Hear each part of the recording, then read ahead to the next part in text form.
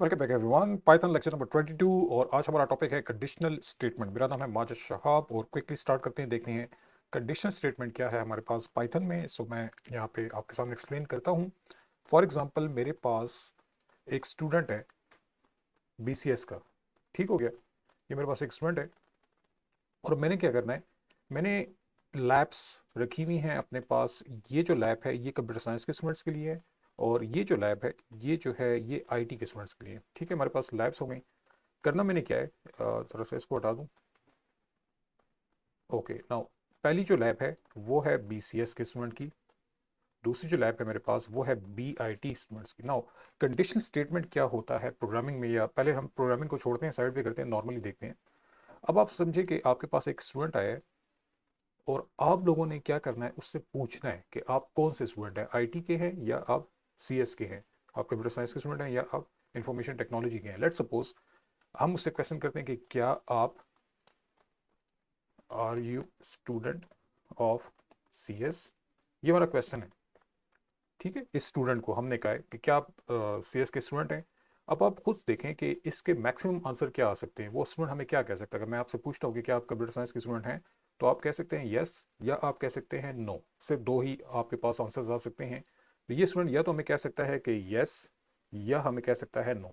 इस यस और नो पे हम लोगों ने अब एक्शन लेना है। ठीक है, इस यस और नो पे हम लोगों ने एक्शन लेना है। सो अगर कोई मुझसे पूछता है कि क्या आप कंप्यूटर साइंस के स्टूडेंट है, तो मैं ऐसे कहता हूँ, अगर मैं ऐसे कहता हूँ यस, तो हमने क्या करना है, हमारा एक्शन हो जाएगा कि हम उसको मूव कर देंगे कंप्यूटर साइंस की लैब में। हम उसे कहेंगे आप यहाँ पे जाके बैठ जाएं।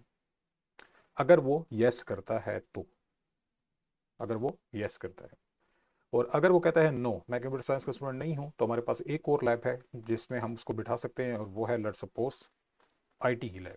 तो ये जो आपने अभी देखा है, अभी जो मैंने आपके सामने बोला है, वो ये है कि या तो हमारा प्रोग्राम का जो फ्लो है, यानी हमारा जो प्रोग्राम है, या तो वो इस डायरेक्शन में जा सकता है, इस पूरी डायरेक्शन में जो लेफ्ट साइड है जो मैंने सर्कल कर दी है।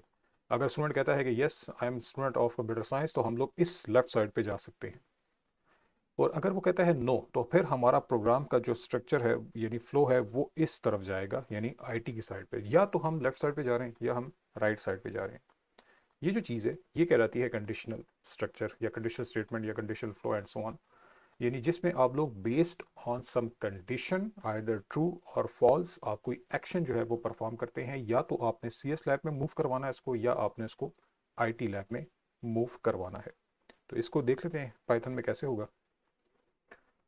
एक पेज मैं आप लोग के लिए बना देता हूँ और इसका नाम रख लेते हैं कंडीशंस डॉट पी वाई। अब देखिए कैसे होता है। अच्छा, इसको मैं क्लियर कर देता हूँ। ओके नाउ हम लोग यहाँ पे देखते हैं कैसे होगा। फॉर एग्जांपल इसके लिए जो चीज़ चाहिए हमें उसका नाम है इफ़। ये वो पॉइंट है, ये वो चीज़ है प्रोग्रामिंग में जो आपके लिए इस चीज़ को हैंडल कर सकती है जो हमने अभी देखा है। ठीक है, सो ये मैं यहाँ पे पहले लिख देता हूँ। हम लोग यहाँ पे करेंगे, कहेंगे इफ़। ठीक है, यहाँ पे हम लोगों ने इसका जो भी कंडीशन है वो लिखनी है इसकी ब्रैकेट्स के इनसाइड। ठीक है, इस तरीके से। और अगर आप पाइथन की बात करते हैं तो आपको ये जो ब्रैकेट्स हैं अगर ना भी लिखना चाहें तो आपके लिए वो काम कर लेगा। सो मैं अभी फ़िलहाल इन ब्रैकेट्स को हटा देता हूँ। अगर सी प्लस प्लस जावा सी शॉप वगैरह की बात करें तो उसमें आपने कर लेना है। ओके, सो हमने सबसे पहले कहा कि इफ़, और फिर हमने कहा कंडीशन, और उसके बाद हम लोगों ने लगाना होता है कॉलन। ठीक है, सो यहाँ पे कुछ पॉइंट्स हैं वो आप लोग देख लीजिए। ये जो इफ़ है, ये इफ़ इसका मतलब है कि मैं पूछ रहा हूँ अगर आप कंप्यूटर साइंस के स्टूडेंट हो।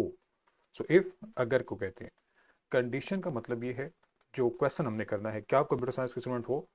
ठीक है, ये इसके लिए हम लोग यहाँ पे ये जो कंडीशन देख रहे हैं ये लगाते हैं। अच्छा, इस कंडीशन के मैक्सिमम आंसर कितने आ रहे थे, या आंसर आ रहा था यस या आंसर आ रहा था नो। इस कंडीशन का आंसर हो सकता है आइदर यस या हो सकता है आइदर यस और नो। अगर तो यस है तो हम एक एक्शन परफॉर्म कर लेंगे, अगर नो है तो हम सेकंड एक्शन परफॉर्म कर लेंगे। पाइथन में ये चीज़ जो है वो हैंडल होती है यूजिंग इफ़। इफ़ के बाद आपने देनी होती है कंडीशन और उसके बाद यहाँ पे आपने अपना एक्शन जो है वो परफॉर्म करना है। अच्छा जी, एक चीज़ है वो मैं थोड़ा सा आपको जूम करके बताता हूँ कि जो एक्शन आपने परफॉर्म करना है वो थोड़ा सा गैप से होगा। अच्छा, अभी आप ज़रा इसको देखें इसका क्या मतलब है। अगर आप नोटिस करें इफ़ को, तो इफ़ कहाँ से स्टार्ट हो रहा है, जहाँ से स्टार्ट हो रहा है, और जो कंडीशन है वो भी हमने आके लगा दी। उसके नीचे जो ये डैश मैंने पुट किया, डेट इज एक्चुअल स्टेटमेंट, जो एक्शन आपने परफॉर्म करना है वो इफ़ से थोड़ा सा आगे करके है। इसको हम बोलते हैं इंडेंट करना। इंडेंट थोड़ा सा गैप देके हम लोग करते हैं। सो मैं इसको प्रोग्रामिंग में ही करता हूँ। फॉर एग्जाम्पल मेरे पास एक नंबर है x इक्वल टू 10। ठीक है, x एक वेरिएबल है, उसमें मैंने वैल्यू पुट कर दी 10। मैं चेक करता हूँ क्या ये नंबर जो है 20 से लेस है, या ये नंबर 5 से ग्रेटर है, या ये नंबर 10 के इक्वल है। इस तरह की बहुत सी चीज़ें हो सकती हैं। सो मैं कैसे करूँगा, मैं कहूँगा इफ़ चेक करो क्या x में पड़ी वैल्यू ग्रेटर है 5 से।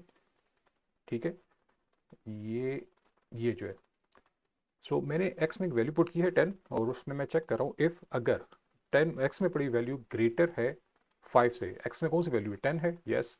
10 इज ग्रेटर देन 5 है, यस। आइदर ट्रू और फॉल्स, यस और नो। तो मैंने क्या किया, एक वेरिएबल ले लिया, उसमें एक वैल्यू पुट कर दी 10, और उसमें मैंने नीचे चेक किया है, इफ़ को कहा है कि आपने चेक करना है कि क्या x में पड़ी वैल्यू ग्रेटर देन 5 है। अब ये जो पोर्शन मैंने आपके सामने किया है, ये हमारा चेकिंग हो जाएगी, कंडीशन चेक हो रही है, क्वेश्चन पूछा जा रहा है। ठीक है, तो इसका आंसर या ट्रू आएगा या फॉल्स। पाइथन कहता है कि इसको आपने एंड करना होता है यूजिंग दिस साइन, जिसको हम बोलते हैं कॉलन। ये आपने करना है। इसके बाद आप एंटर करें, और आपने नोटिस किया है कि इसने खुद ही मुझे थोड़ा सा गैप दे दिया है। पता है आपको नजर आ रहा है कि नहीं, यहाँ पे जो कर्सर ब्लिंक कर रहा है, आप देखें इफ़ के बिल्कुल नीचे नहीं है, ये थोड़ा सा आगे है। ये क्यों, क्योंकि पाइथन में ये मैंने आपको कहा, ये जो नीचे लाइन मैंने की, ये थोड़ा से गैप से स्टार्ट करनी होती है, ये इसकी बॉडी होती है। ठीक है, पाइथन में ये चीज़ नहीं है। अच्छा, इसको आपने नोटिस किया होगा किसी प्रोग्रामिंग लैंग्वेज में, ये जो कर्ली ब्रैकेट स्टार्ट करते हैं, राइट, ये बेसिकली ब्लॉक ऑफ कोड होता है। इसके अंदर हम लोग अपना कोड लिखते हैं, ब्लॉक होता है। पाइथन में ये ब्लॉक जो है ना, वो ब्रैकेट से नहीं बल्कि टैब से। अच्छा, यहाँ पर टैब काम करता है कि नहीं, Oops, अच्छा ये हट भी नहीं रहा। चलें, पाइथन में गैप देना होता है, इसको टैब बोलते हैं। ठीक है, सो अगर आप कोई अच्छा एडिटर यूज़ कर रहे हो लाइक VS कोड और मे बी पाईचार्म या कोई भी है, वो खुद से गैप देते हैं। आप देखें, नोटिस करें, गैप दिया वैसे। मैं अभी लिखता हूँ कि अगर ये बात सच है तो फिर हमें प्रिंट कर दो यस, डेट्स इट। देखिए वो एरर भी गया। तो आप बस ये पॉइंट याद रखें, लाइन नंबर 3 और 4 को चेक करें। 3 का जो इफ़ है वो कहाँ से स्टार्ट हो रहा है, बिल्कुल स्टार्ट से, और 4 लाइन को हमने थोड़ा सा गैप से स्टार्ट किया हुआ है। ये बॉडी है इफ़ की, और ये तब एग्जीक्यूट होगी जब ऊपर की कंडीशन का आंसर ट्रू आए, यस आए। सो अभी क्या वैल्यू पर 10, 10 इज ग्रेटर देन 5 है, यस। तो आपको लिखा हुआ आएगा यस। सो लेट्स सी, अभी आंसर आ जाएगा। सो आपको लिखा हुआ आ रहा है यस। अच्छा जी, अब मैं कर देता हूँ इसको 1। ठीक है, मैंने वैल्यू चेंज कर दी। अब 1 इज ग्रेटर देन 5 है, नो। तो ये जो स्टेटमेंट है नहीं प्रिंट होगी। लेट्स सी, आप देख लें यहाँ पे वो नहीं आया, वो यस और नो, यस तो आया ही नहीं है, देखें यहाँ पे कुछ भी नहीं आया हुआ। सो ये एक तरीका है जिसके थ्रू हम लोग अपना चेक कर सकते हैं कंडीशन। इसमें एक और पॉइंट है, वो भी देख लें। अगर मैं यहाँ पे दो स्टेटमेंट लिख दूँ, दैट इज ऑल्सो पॉसिबल। अगर मैं यहाँ पे कहता हूँ कि अगेन वैल्यू 10 है, एक्स में वैल्यू ग्रेटर इक्वल टू 10 है, और क्या 10 ग्रेटर देन 5 है, यस। तो आपकी अब ये जो दो स्टेटमेंट्स हैं ये दोनों प्रिंट होने वाली हैं, देखें, यस अगेन यस। क्यों, क्योंकि अगर आप इनका गैप चेक करें ना, तो ये गैप एक ही जैसा है। प्रिंट को चेक करें, लाइन नंबर 4 और लाइन नंबर 5 एक ही जगह से स्टार्ट हो रही हैं।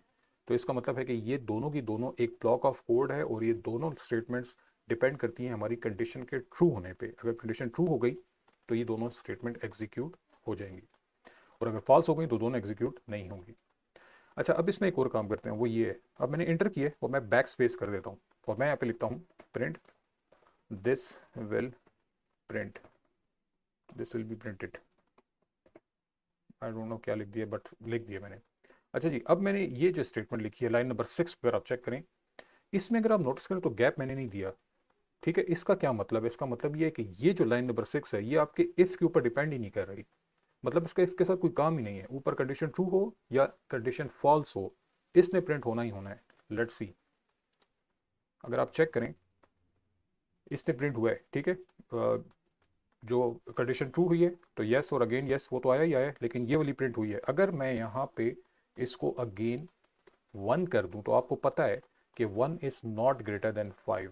ठीक है, ये तो फॉल्स हो रहा है। तो फॉल्स का मतलब ये कि इफ के इनसाइड जो ब्लॉक ऑफ कोड है, ये जो दो स्टेटमेंट है जो आपने गैप से लिखी हुई है, ये दोनों एग्जीक्यूट नहीं होंगी, स्किप हो जाएंगी, लेकिन ये वाली फिर भी होगी। अच्छा, क्योंकि इसका इसके साथ कोई काम ही नहीं है, देखें ये, ठीक है।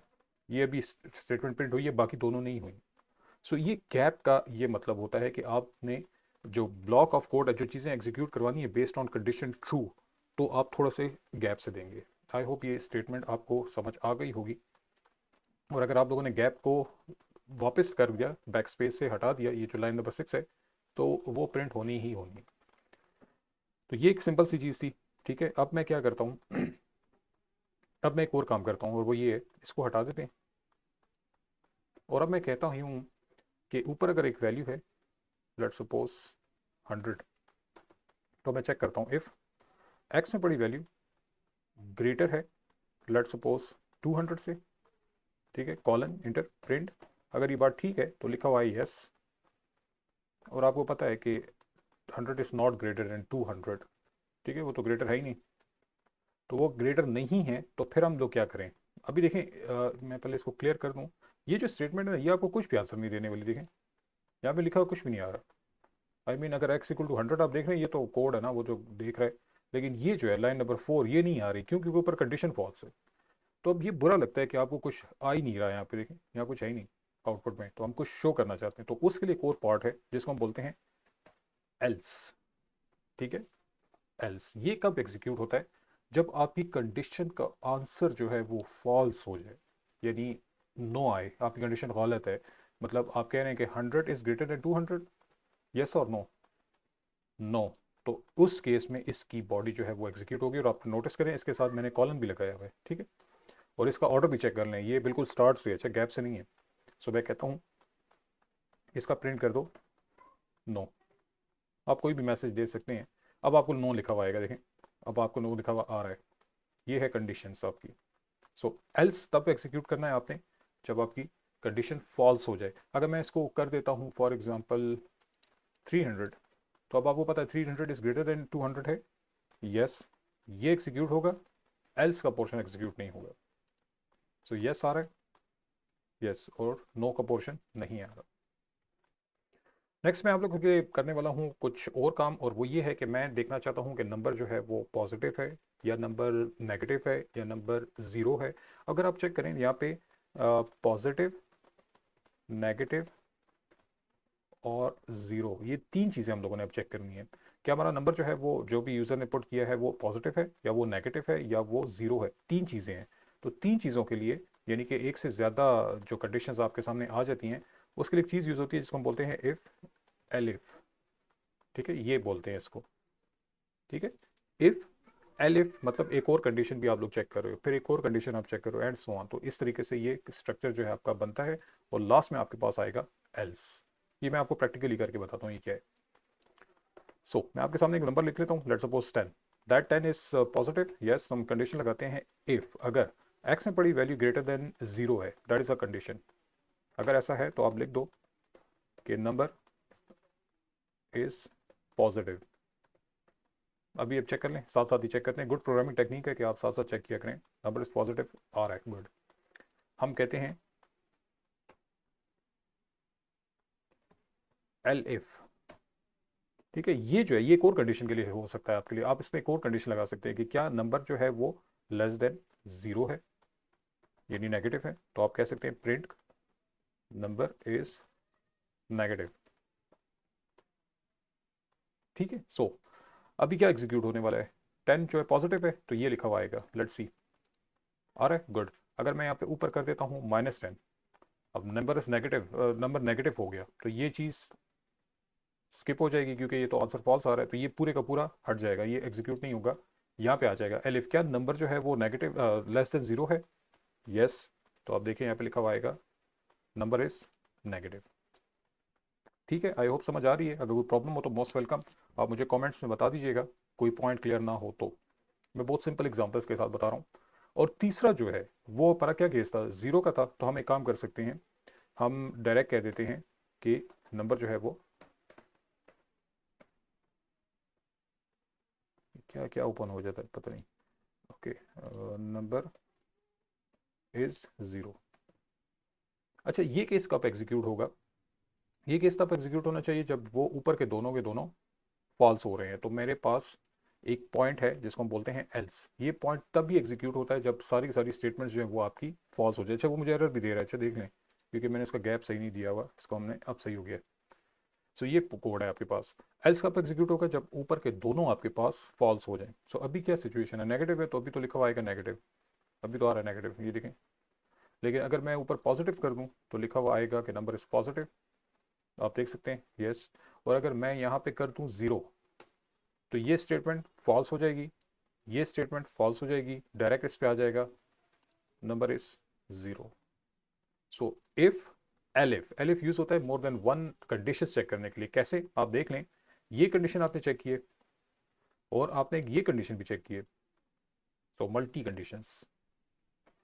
नेक्स्ट इसकी टाइप है, उसको हम बोलते हैं नेस्टेड इफ। ठीक है, नेस्टेड, अब वो क्या चीज़ है उसको देख लें। इसका मतलब होता है कि एक इफ के इनसाइड एक और इफ आ जाता है, एक इफ के इनसाइड एक और इफ आ जाता है। सो मैं आपको यहाँ पे डायग्रामेटिकली बताता हूँ कि ये क्या है, ये क्या बना हुआ है, इसको जरा हम क्लियर कर देते हैं। हम करते हैं फॉर एग्जांपल यूजर नेम, क्या ये है, ठीक है। हम जब भी किसी वेबसाइट पे या सॉफ्टवेयर में लॉगिन होते हैं तो हम अपना पहले यूजर नेम पुट करते हैं, तो पहले इसको चेक किया जाता है। हम कहते हैं कि अगर यूजर नेम वाकई में ये है माजिद, तो उसके बाद क्या करो, उसके बाद चेक करो कि क्या पासवर्ड जो उसने दिया है क्या वो ये है।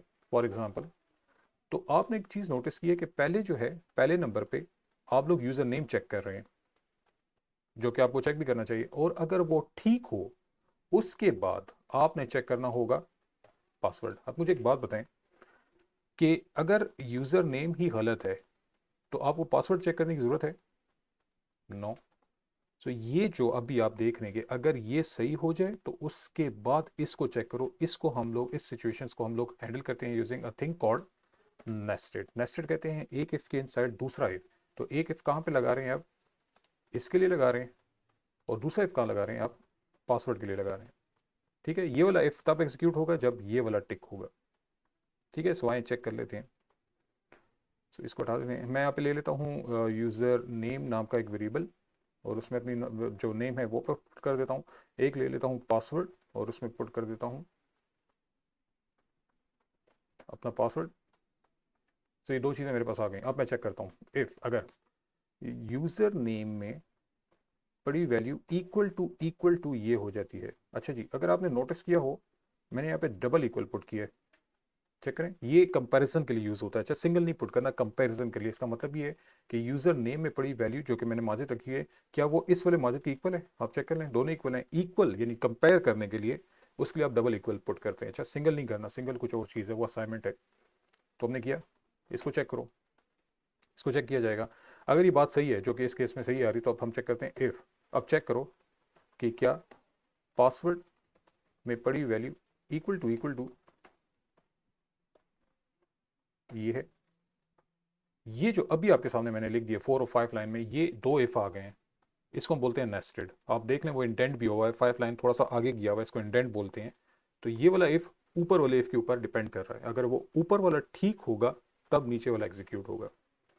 सो हम लोग देखते हैं कि क्या ये बात भी ठीक है। अच्छा, अब मुझे ये बताएं कि क्या यूजर नेम माजिद है, यस। क्या पासवर्ड शहाब है, यस। दोनों बातें ठीक हुई हैं तो हम उसको वेलकम मैसेज देते हैं। हम इसे कहते हैं, प्रिंट कर लेते हैं, welcome to our website for example, या आप जो भी मैसेज देना चाहें। और इज इट पॉसिबल कि आपका यूजर नेम ठीक हो लेकिन पासवर्ड गलत हो जाए? ठीक है, ऐसा भी हो सकता है। यहाँ पे मैंने पासवर्ड चेंज कर दिया, देखें, वहाँ पे शहाब है, मैंने यहाँ पे शहाब 1 कर दिया, अब ये गलत है पासवर्ड। तो हम क्या कर सकते हैं, इसका एल्स, ये जो एल्स मैंने किया ये तब आएगा जब ऊपर का सिर्फ पासवर्ड गलत हो जाए। ठीक है, अगर आप शुरू से चेक करें यूजर नेम मौजूद है तो आप देखें यहाँ पे तो ये ठीक है। उसके बाद हम क्या चेक करें, पासवर्ड को। पासवर्ड क्या है, क्या शहाब 1 पासवर्ड है? नो, पासवर्ड तो शहाब है। तो यूजर नेम ठीक था, सिर्फ पासवर्ड गलत था। तो हम यहाँ पे एल्स में कह रहे हैं कि प्रिंट कर दो ओनली पासवर्ड इज रॉन्ग। मतलब आपका यूजर नेम ठीक था लेकिन आपका सिर्फ पासवर्ड गलत था, ये हो गया। अच्छा, इज इट पॉसिबल कि यूजर नेम ही गलत हो जाए, यूजर नेम ही गलत हो जाए? ये भी हो सकता है कि आपका यूज़र नेम जो है वही गलत हो जाए। सो मैं यहाँ पे आता हूँ, यूज़र नेम मैंने गलत कर दिया, मैंने यहाँ पे कर दिया माजिद 1 जबकि ऊपर यूज़र नेम माजिद है। तो इस केस में तो अगर ये गलत हुआ तो आपका ये सारा का सारा स्किप ही हो जाएगा। वाई? बिकॉज ये तो सारा डिपेंड करता है आपके इस इफ के ऊपर। अगर यही गलत हो गया तो फिर तो ये एग्जीक्यूट ही नहीं होगा। फिर एग्जीक्यूट क्या होना चाहिए वो आपको बताता हूँ। इसका एल्स, ये किसका एल्स है? ये इस ऊपर वाले इफ का एल्स है। अच्छा, पास यूजर नेम गलत हो जाए उसका एल्स है। मैं अभी लिखता हूँ print user name is wrong. अच्छा, वो कुछ टक टक हो रही है, मैंने कहा पता नहीं रूम में कोई है। चलें, आप लोग तो बैठे हुए हैं। ओके नाउ ये सिचुएशन बन गई है। अब हम देखेंगे कि क्या सिचुएशन बनती है। सो मैं पहले एक काम करता हूँ, यूज़र नेम भी सही पुट कर देता हूँ, पासवर्ड भी सही पुट कर देता हूँ, देखते हैं हमें क्या मैसेज आता है। इसको तो क्लियर करते हैं, प्ले। अच्छा जी, पासवर्ड हमारा क्या है? अच्छा, पासवर्ड अभी लिखा हुआ है only password is wrong by, because यहाँ पे मैंने एच कैपिटल पुट किया हुआ है, नीचे एच स्मॉल पुट किया हुआ है। अच्छा, तो इसको भी ज़रा ख्याल रखें। अब चेक करते हैं, प्ले। लिखा हुआ है वेलकम टू अवर वेबसाइट, यानी सब कुछ सही है, यूज़र नेम भी सही है, पासवर्ड भी सही है। ओके, अगर मैं पासवर्ड गलत कर देता हूँ, यहाँ पे मैंने पासवर्ड गलत कर दिया, देखें shop1 कर दिया, यूज़र नेम ठीक है, पासवर्ड गलत है, लिखा आएगा only password is wrong, only password is wrong. अच्छा जी, अगर मैं यहाँ पे यूज़र नेम भी गलत कर देता हूँ, ठीक है, तो अब लिखा हुआ आना चाहिए यूज़र नेम इज़ रॉन्ग। तो आप देख सकते हैं यहाँ पे लिखा हुआ है यूज़र नेम इज़ रॉन्ग। तो ये है आपका नेस्टेड इफ़, एक इफ़ के इनसाइड दूसरा इफ़, ताकि आप लोग मल्टी कंडीशंस को चेक कर सकें। अच्छा जी, सो ये कुछ कंडीशन स्ट्रक्चर था हमारे पास, और ये मैंने आपको अभी यहाँ पे क्लियर कर दिया सारा। इससे पहले भी एक डायग्राम बना ली थी मैंने। अगर इसमें कोई प्रॉब्लम हो तो मोस्ट वेलकम, आप मुझे कमेंट में बता दीजिए, मैं आपके साथ जो भी आपका प्रॉब्लम होगा वो मैं आपके साथ शेयर कर लूँगा। Thank you.